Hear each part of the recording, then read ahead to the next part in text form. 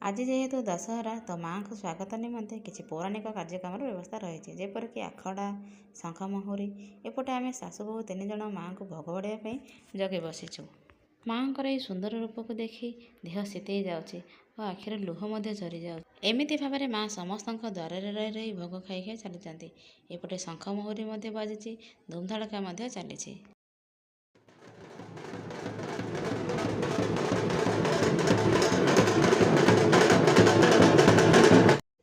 ଗାଁ ବୁଲିକି ଆସିଲା ପରେ ମାଆଙ୍କୁ କୁଞ୍ଜରେ ସ୍ଥାପନ କରାଗଲା ଓ ତାପରେ ପୌରାଣିକ କାର୍ଯ୍ୟକ୍ରମଟି ଆରମ୍ଭ ହୋଇଥିଲା, ଯେପରିକି ଭାରତ ଲୀଳା।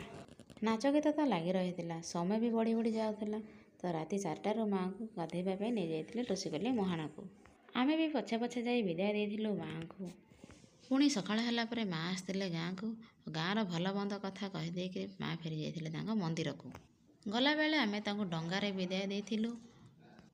ମାଆଙ୍କୁ ବିଦାୟ ଦେଲାବେଳେ ଆଖି ପୁରା ଛଳ ଛଳ ହୋଇଯାଇଥାଏ। ତାପରେ ଆମେ ଚାଲି ଯାଇଥିଲୁ ନଦୀରେ ବନ୍ୟା ପାଣି ଦେଖିବା ପାଇଁ। ଯଦି ଭିଡ଼ିଓଟି ଭଲ ଲାଗୁଛି ତ ଚ୍ୟାନେଲଟିକୁ ସବସ୍କ୍ରାଇବ୍ କରିଦେବେ।